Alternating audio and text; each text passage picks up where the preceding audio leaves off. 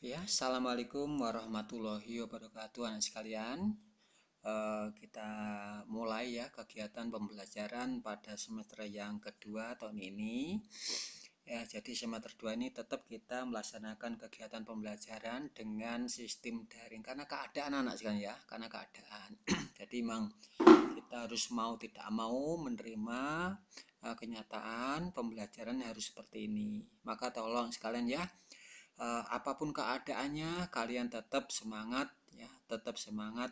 Masa depanmu di tanganmu sendiri, belajarnya tetap semangat ya. Pokoknya selalu membaca dan selalu mengerjakan soal-soal yang diberikan oleh bapak ibu kalian semuanya ya. Jadi tetap semangat sekalian.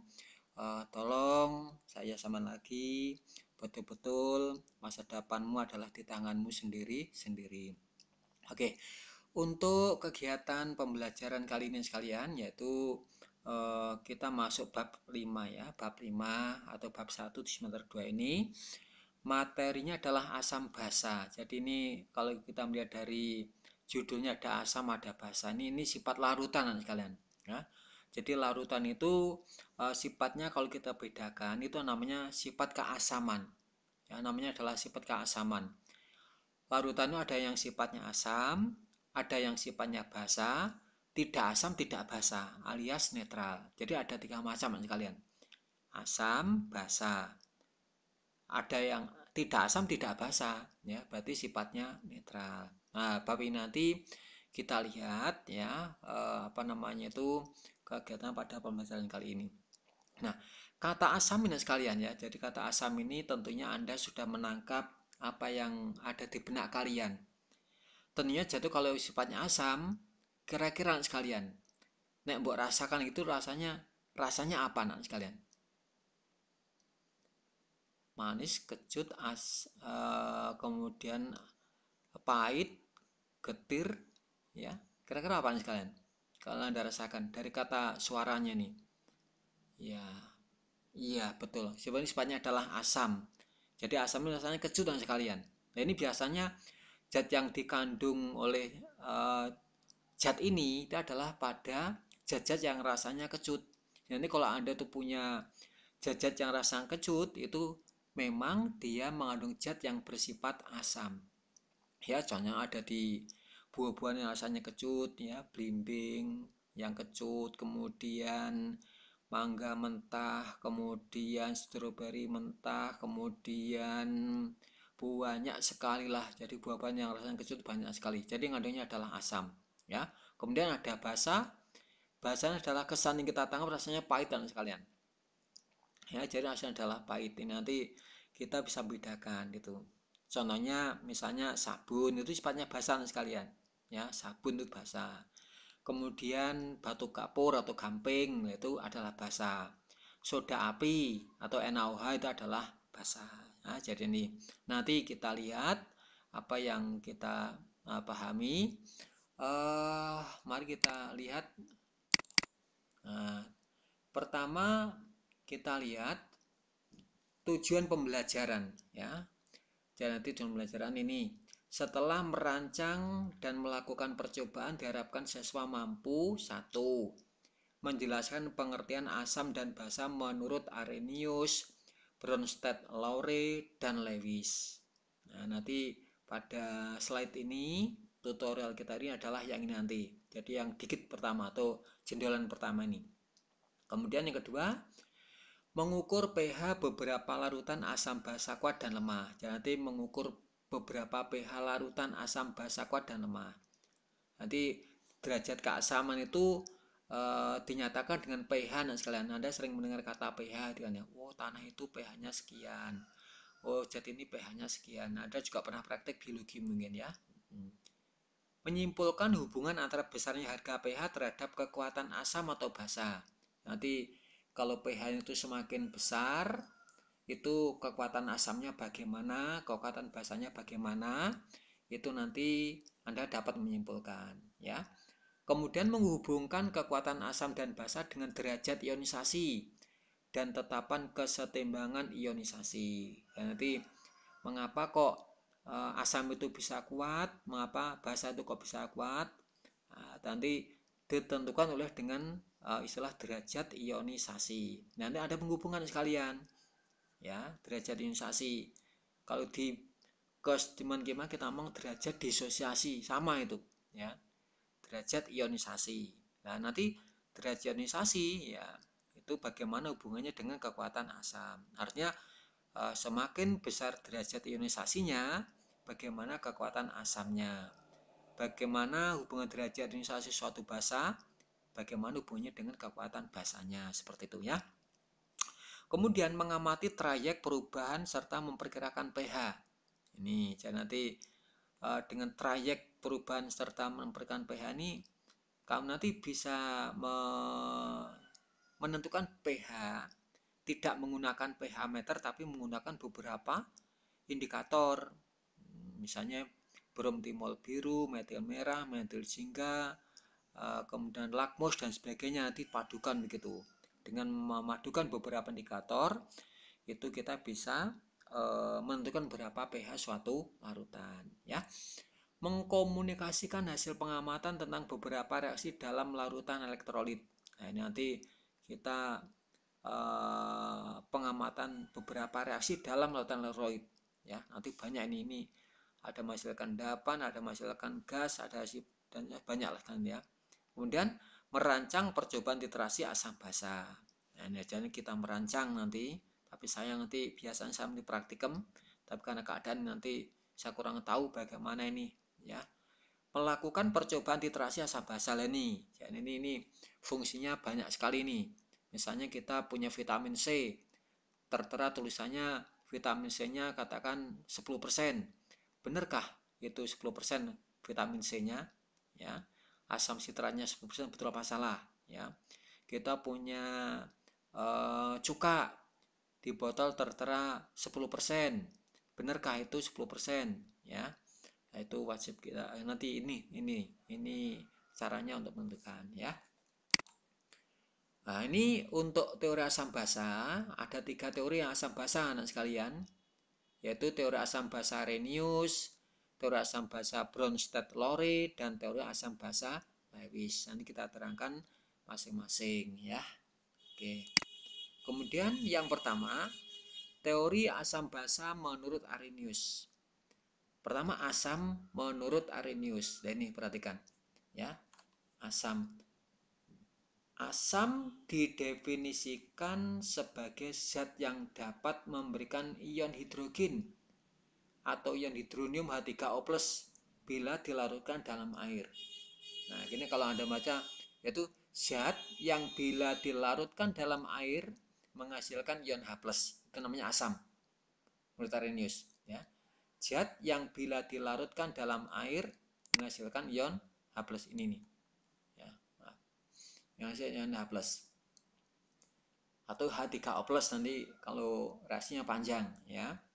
Nanti kalau zat itu menghasilkan ion H+ sekalian, berarti zat itu tergolong asam, ya, tergolong asam ini. Nah, ini contoh asam klorida. Nah, maaf ini tulisannya bukan I tapi L. Asam klorida dalam air, yaitu ini HCl plus H2O menghasilkan, artinya gini, HCl itu wujudnya cair, ya, dimasukkan dalam air menghasilkan H3O plus Cl-. Nah, berarti menghasilkan ion H3O plus ini yang sekalian. Ya, ini H3O plus. Tetapi untuk menyederhanakan penulisan dapat dituliskan sebagai berikut. Cukup begini aja nanti tulisnya. Teori asam basa Arrhenius ini. HCl aki menjadi H plus aki plus Cl- aki. Jadi ini, ya ini namanya, ini adalah H plus ion pembawa sifat asam. Nah, jadi ini adalah ion pembawa sifat asam, H plus ini. Jadi kalau menghasilkan H plus berarti zat ini sifatnya asam. Nah, Cl- itu namanya ion sisa asam. Ya, ion sisa asam.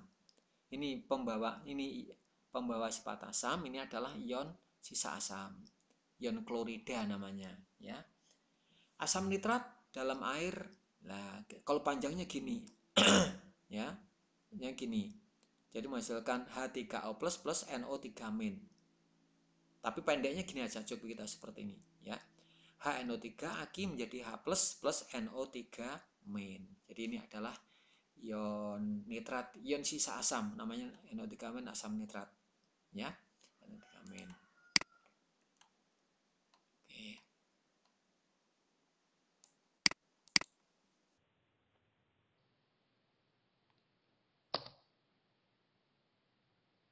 masih loading, bentar ya. Jadi ini asam sulfat. Asam sulfat ini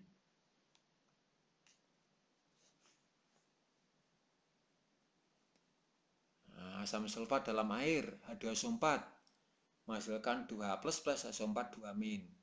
Ini ya. Kemudian asam asetat, asam cuka anak sekalian. Jadi ionnya ini di belakang ini ionnya.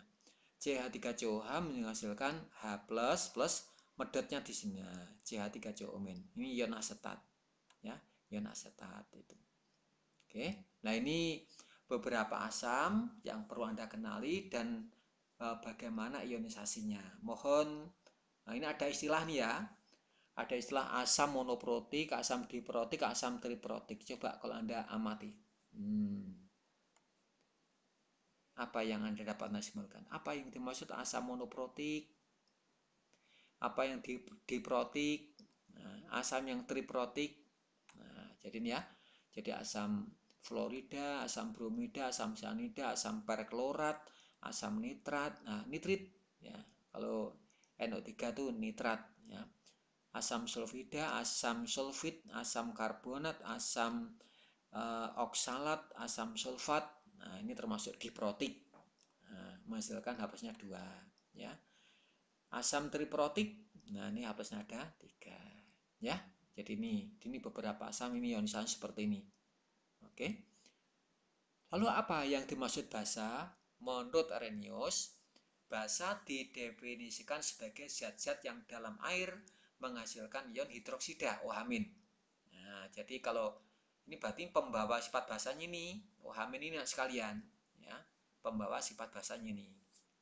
Nih, contoh natrium hidroksida dalam air NaOH aki menghasilkan Na plus OH-. Nah, ini adalah ion pembawa sifat basa ya, pembawa sifat basa. Gas amoniak dalam air, nah, gas amoniak tersebut akan bereaksi dengan air dan setelah itu menghasilkan ion OH-. NH3 plus H2 menghasilkan NH4 plus OH-. Ini jadi ini ion menghasilkan OH- gitu ya.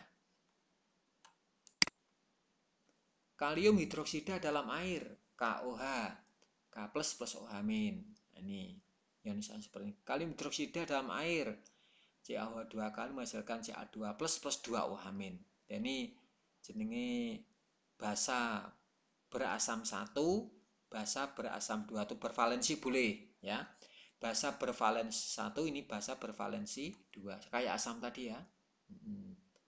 Oke. Teori asam basa menurut Arrhenius ya. Maaf ini belum saya edit tadi, maaf ya. Jadi ini teori asam basa, bentar. Kita ganti aja dulu ya.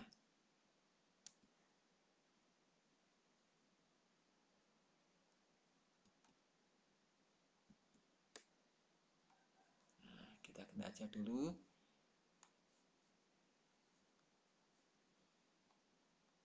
Teori asam basa Bronsted-Lowry, nah ini mas saya. Nah, jadi ini kita ganti aja dulu ya. Bronsted-Lowry ini Bronsted-Lowry. Oke, ya. Oke, kita slide lagi nih. Asam basa Bronsted-Lowry ini ya. Ini jadi satu nih sekalian. Ini penuhnya adalah Bronsted dan Lowry ya. Mengumpulkan teori asam dan basa sebagai berikut ini. Perhatikan ini. Asam adalah senyawa yang dapat memberikan proton H+ kepada senyawa lain. Jadi dia itu sebagai pemberi ya, maka disebut dengan donor proton. H+ itu proton anak sekalian ya. Jadi proton ada proton, elektron, neutron. Nah, itu Anda kenali. Proton itu adalah inti hidrogen ya. Hidrogen yang kehilangan satu elektron namanya proton ya. Proton memberikan proton kepada senyawa lain disebut juga donor proton. Basa ialah senyawa yang menerima proton dari senyawa lain. Nah, jadi kepada senyawa lain ini dari senyawa lain disebut juga akseptor proton.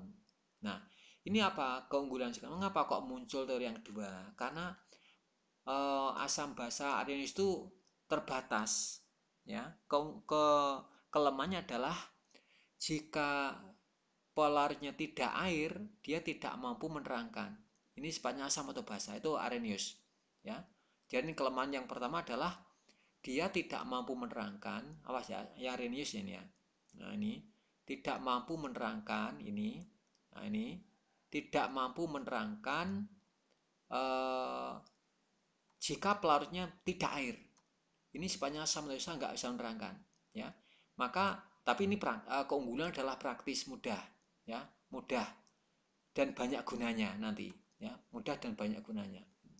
Nah, untuk mengatasi kelemahan dari Arrhenius ini muncul teori yang kedua yaitu Bronsted-Lowry ini, ya. Jadi pelarutnya tidak harus air, tapi senyawa lain. Yang dimaksud senyawa lain itu belum tentu air, bisa air, bisa bukan air. Ini, ya. Makanya ini basa ialah senyawa yang menerima proton H+ dari senyawa lain, disebut dengan akseptor, kayak donor darah tuh, ya, donor darah itu yang mendonorkan, yang memberi, yang menerima adalah akseptor darah, ya, jadi penerimaan. Oke, contoh. Nah, sekarang perhatikan betul, ya. HCl plus H2O menghasilkan H3O plus Cl-. Coba Anda cermati dengan seksama, anak sekalian, seksama banget loh, ya. Ini HCl, ada hanya, jadinya Cl-. Loh, kok hanya hilang, kok mau nih ada malah tidak ada. Artinya adalah HCl itu memberikan H plusnya kepada H2O. Kita buktikan. Ini H ini mau nih loro, ini kok menjadi 3, berarti kan tambah. Oh, berarti nek ngono HCl itu memberikan H plusnya kepada H2O, H2O menerima H plus dari HCl. Jadi karena dia memberi H plusnya, maka hanya kurang, ya. Jadilah Cl-. Kan H2O itu menerima H plus, berarti hanya tambah, jadilah H3O plus, begitu. Ya, jadi kita gampang aja lah. Jadi ini mana asam mana basa kita gampang aja. Ini HCl, ini Cl-. Sing hane akeh mesti asam. Nah, ini kan ada Cl, ada Cl. Ini ada hanya, ada tidak ada hanya.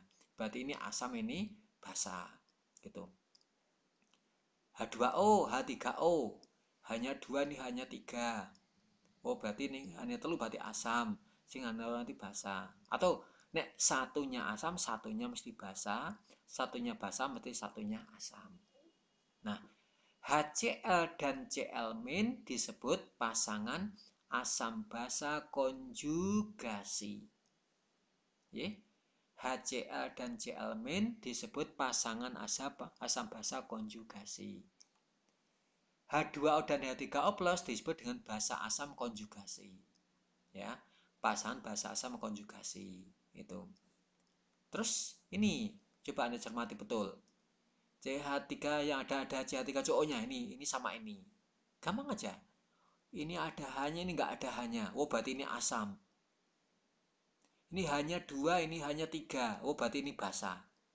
Nah, ini pasangan ini, ya. Jadi CH3COH dan CH3COH adalah pasangan asam basa konjugasi. H2O dan H3O namanya basa asam konjugasi, pasangan. Ya, gampang. Jadi yang hanya lebih banyak itu asam, yang hanya lebih dikit adalah basa. Nah, ditanya misalnya, apa basa konjugasi dari CH3COH? Ya, CH3COO min. Ini. Apa asam konjugasi dari H3O plus? Apa asam konjugasi dari H2O? Ya, H3O plus. Jadi kalau tanyakan basa konjugasinya, hanya dilongi 1, muatannya dilongi 1, ya. Ini 0 kurangi 1 jadi min 1, hanya hilang. Nek asam konjugasi hanya tambah 1, muatannya tambah 1. Maneh hanya loro, maneh telu, ini 0 tambah 1 jadi plus 1, H3O plus. Ya, jadi ini adalah namanya pasangan asam basa konjugasi. Ini pasangan basa asam konjugasi. Ya, oke. Nah, Secara umum, menurut asam basa bronsted-Lowry dalam reaksi berlaku ini asam 1 basa 1 pasan sama basa konjugasi ini tengerane anak sekalian. Mengandung unsur yang sama, unsur yang sama itu. Basa asam itu yang mengandung unsur yang sama. Ada Cl misalnya ya, ada Cl, ada Cl berarti pasangannya. Ada OH berarti pasangannya gitu. Ya. Beberapa contoh asam basa menurut bronsted-Lowry ini, ya ini beberapa contoh ini ya. Nah, ini pelarutnya tidak air sekalian. Coba Anda amati, ini pelarutnya kan tidak ada H2O ini. Nah, H3 HNO3 plus HNH3 menghasilkan NO3- plus NH4 plus. Ini bukan min tapi plus. Ya, ini saya pakai bukunya yang salah ya. Ini plus ini NH4 plus gitu nih ya. Ini ada, ini hanya tidak ada, berarti ini asam, ini basa ya. Ini hani mau ini teluk, ini hani malih papat, berarti ini basa, ini asam gitu ya. Oke, dan seterusnya ya, ini seterusnya. Oke, nah yang terakhir adalah ini teori asam basa Lewis. Nah ini teori asam basa Lewis. Lewis, seorang ahli kimia dari Amerika Serikat, memperkenalkan teori asam basa yang tidak melibatkan transfer proton, tetapi melibatkan penyerahan dan penerimaan pasangan elektron. Nah ini, jadi kalau ini kebalikan dari dari Bronsted-Lowry ya. Kalau Bronsted-Lowry itu tinjauannya kan dari proton ya, asam pemberi proton ya. Coba ini perhatikan, tapi ini rohnya sama ya, cuman Lewis itu pandangnya dari elektron. Kita ingat proton dan elektron ya. Jadi kalau kita coba ini ya, ini bentar, ini asam yang dapat memberikan proton, ini asam menurut Bronsted-Lowry. Nah ini tinjauannya kan dari proton, maka Lewis tinjauannya dari elektron. Kalau memberikan proton sekalian, memberikan proton, logikanya dia tuh kelebihan proton apa kekurangan proton? Oke, kelebihan ya. Kelebihan proton. Nah, kalau kelebihan proton berarti dia tuh kekurangan elektron. Itu. Jadi kalau Anda mau definisikan, asam adalah kekurangan elektron. Boleh. Tapi yang ngomong Lewis. Ya. Asam adalah kekurangan proton. Karena ini kan kelebihan proton. Ya. Berarti kekurangan proton sama saja. Itu tinjauannya dari elektron, ya. Basa itu adalah menerima proton. Kalau menerima berarti kekurangan proton, berarti kelebihan elektron. Basa adalah senyawa kelebihan elektron, boleh. Nah, kalau kelebihan elektron berarti dia tuh donor elektron. Tuh. Ya. Oke. Ini memperkenalkan ini. Contoh ini sekalian, tapi ini agak susah dipahami nih, ya. Susah dipahami. Ya, ini kan ada HCl. HCl kan golongan 7A anak ya, golongan 7A. Ini 7A ini dia elektron valensnya 7. Yang 6 sebagai 3 pasang PeB, yang 1 elektron yang tidak berpasangan. Ya, berikatan dengan 1 elektron dari H, maka ikatannya tunggal. Ini NH3 ini gambar seperti ini. Ini golongan 5A. 5A. Gambarnya yang 2 sebagai 1 pasang PeB, yang 3 itu sebagai elektron yang tidak berpasangan dan dia berikatan dengan H. Nah, ini dapat berhasil sekalian. Nah, karena NH3 itu ada pasangan elektron bebas, nah ini jenengnya apa ya? Jadi atom pusatnya ini bukan yang Cl ini kan udah stabil ini, jadi ini nggak bisa mengikat ininya ya. Jadi ini PeB ini bisa untuk menggandeng atom atau senyawa dari yang lain. Nah, berarti ini namanya spesies, ini adalah kelebihan elektron. Ini elektron ya. Kami ingat dengan gambar Lewis itu kan ahli elektron itu. Pernah ada gambarlah rumus Lewis dari senyawa H2O, NH3 dan sebagainya itu. Kelas 10 ya. Oke. Ya, ini namanya adalah kelebihan elektron. Ini karena kelebihan elektron maka ini bersifat basa. Ini basa ini anak sekalian. Ya. Jadi ada PEB-nya. Karena ada atom besar, ada PEB itu sebagai basa. Ini kan nggak ada PEB-nya. Ini bisa nggak digambar ya anak sekalian. Yang 6 ini nggak bisa digambar. Ya. Nah, nanti akhirnya adalah ini asam, ini basa. Ini kelebihan elektron, ini dianggap kekurangan elektron. Oke. Pengertian asam basa Lewis. Berdasarkan contoh reaksi asam basa ini, Lewis menyatakan bahwa asam adalah suatu molekul atau ion yang dapat menerima pasangan elektron. Ya. Asam adalah suatu molekul atau ion yang dapat menerima pasangan elektron, berarti akseptor proton. Asam kan donor proton, memberi proton, tapi ini adalah menerima elektron. Jadi tinjauannya aja yang beda ya. Kalau Brown-Lowry dari Bl itu Brown-Lowry ya. Kalau Bl itu tinjauan dari proton, kalau Lewis tinjauan dari elektron. Sedangkan basa adalah suatu molekul ion yang dapat memberikan pasangan elektronnya, donornya memberikan.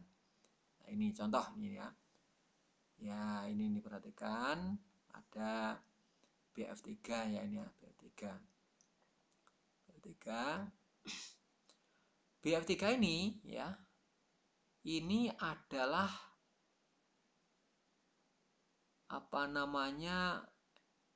elektronnya sudah terpakai semua. Ya. Sudah terpakai semua. Berarti ini tidak ada PEB yang nganggur. Awas perhatikan. Ini perhatikan ya. Ini kan sudah untuk ngikat F, ini untuk ngikat F, untuk ngikat. Berarti B ini tidak ada elektron yang nganggur. Maka ini sifatnya asam. Nah, ini masih ada yang nganggur. Ya, jadi ngelihatnya dari salah satu. Ada yang nganggur, ini sana. Nah, ini bisa untuk mengikat atom yang lain yang tidak punya elektron. Maka ini sebagai donor elektron. Ini menerima elektron. Ya, berarti ini bahasanya asam. Ya. BF3 bertindak sebagai asam. Kenapa? Karena dia itu kekurangan elektron anak-anak ini. Loh, jadi atom pusatnya, jangan lihatnya dari F, jangan ya. Atom pusatnya ini. Nah, ini kan nggak ada yang nganggur, semuanya untuk ngikat. Ya, dapat menerima pasangan elektron dari F-. Ya, F- bertindak sebagai basa, dapat memberikan pasangan elektron kepada BF3. Nah, ini boron triofluoridal ini contoh. Ya, ini NH3 ya. Perhatikan. N itu golongan 5A. 5 itu gambarnya yang 3. 5 itu supaya 8 kan butuh 3. Supaya stabil itu kan 8. Butuh 3. Maka dari 5 itu 3 kita gambar tidak berpasangan dan akhirnya berpasangan dengan H. Yang 2 sebagai pasangan elektron bebas. Ini berarti ini berarti ini elektron ini nganggur ini. Nah, B itu golongan 3A. Kalau 3A berarti EV-nya kan 3. Apa tuh EV? Elektron valensi 3.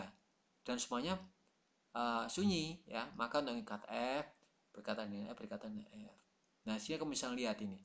Oh, ini kelebihan elektron berarti basa. Ini enggak ada yang nganggur berarti asam. Gitu ya. Oke. Ini contoh lagi. Oke ya. Oke. Nah, ini S ini sudah terpakai semua ini. Ya, sudah terpakai semua ini. Kan nggak ada yang nganggur gitu kan ya. Lah ini ada nganggur banyak ini nganggur ya. Berarti ini kelebihan elektron ini basa, ini adalah asam. Pada tersebut SO3 menerima pasangan elektron dari O2- pada waktu bersamaan.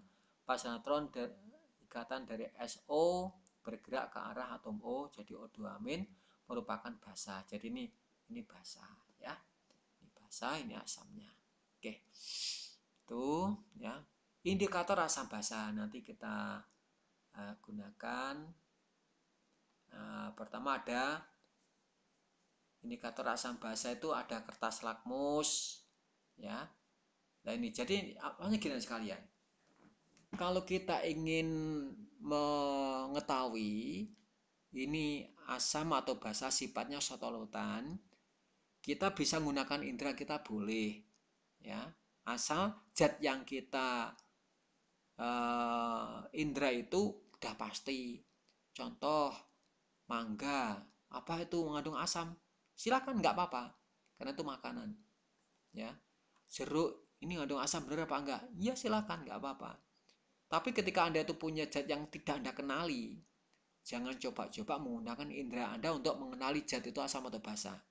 Makanya dikenal dengan indikator asam basa. Jadi ini adalah zat untuk mengindikasi ya.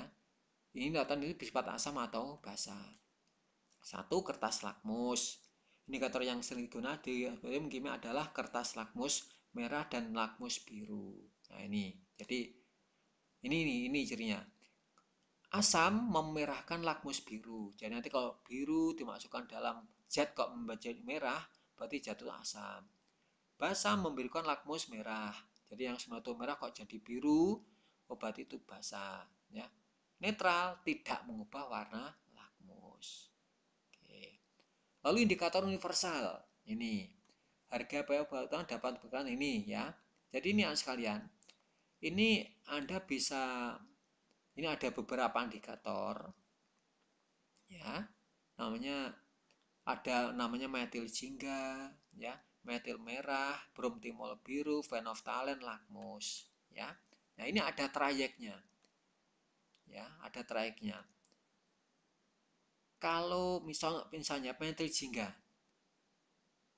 ya, kok diteteskan kepada suatu larutan kok merah, M itu merah, kuning, biru, tidak berwarna merah ungu ya. Nah, ini kok merah berarti pH-nya di bawah 3,2. Dengan metil jingga kok kuning berarti pH-nya di atas 4,4 begitu. Ya.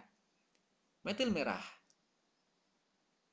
Kok zat dengan metil merah memberikan warna merah berarti pH-nya di bawah 4,8. Kok kuning berarti di atas 6,0. Gitu ya. Ada lagi BTB, bromtimol biru. Ini kuning jadi biru. Nek kuning berarti pH-nya di bawah 6. Nek biru berarti di atas 7,6. Ya. Pak, nanti kalau tidak merah tidak kuning, misalnya pakai MJ, berarti antara ini. Tidak merah tidak kuning berarti antara ini, ya. Tidak kuning tidak biru berarti antara ini, begitu. Ya, ada nanti Anda bisa lihat. Nah, phenolphthalein ini 8,2 sampai 10 trayeknya. Kalau di bawah 8,2 tidak berwarna, kalau di atas 10 berarti berwarna merah ungu. Lakmus di bawah 7 merah, di atas 7 biru. Ini ya. Contoh ya, lautan X diuji dengan 3 indikator berikut. Ya, kamu ini contoh. Suatu lautan X diuji dengan 3 nih. Anda disuruh menyimpulkan berapa pH lautan X itu. Pakai metil merah kok kuning. Berarti di atas 6,3. Nah, metil merah kok kuning. Berarti di atas 6,3. Ya. Phenolphthalein tidak berwarna. Berarti di bawah 8,3. Metil phenolphthalein tidak berwarna di bawah 8,2. Ya. Ini relatif tergantung, tidak masalah ini ya. Bromtimol biru kok hijau, BTB kok hijau. Hijau-hijau. Loh, kok nggak ada kuning nggak ada biru berarti antara 6 sampai 7,6. Nah, ini berarti akan di sini kan. Nah, sekarang di mana Kak? Nah, ini pakai ini ya. Dengan metil merah di atas 6,3 ini saling gini. 6,3 tarik ke atas, tarik ke kanan, pol. Ya. Phenolphthalein tidak berwarna. Kan di bawah 8,3 ini, 8,3 sini. Tarik ke atas, di bawah berarti ke kiri, pol. Ya, kiri pol. BTB hijau. Nah, tadi 6,3 sama 7,4 ini. Tarik ini sampai sini. Nah, ini BTP 6, ini saya sini ya, BTP. Nah, berapakah pH-nya? pH-nya adalah di darah yang diarsir ini ya. Jadi darah yang paling banyak garisnya nih, ini garisnya cuma 2, ini garisnya ada 3, ini garisnya 2, ini garisnya 1, berarti yang paling banyak garisnya nih ya.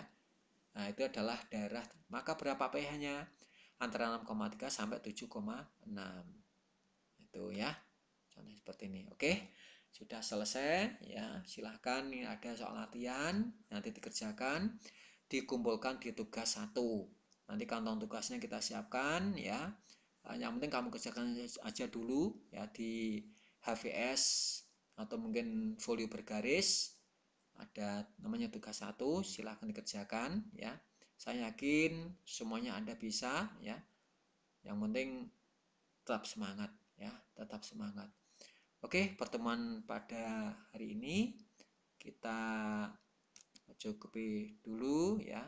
Mohon anak-anak tetap semangat ya, agar kita semangat belajarnya sungguh-sungguh ya.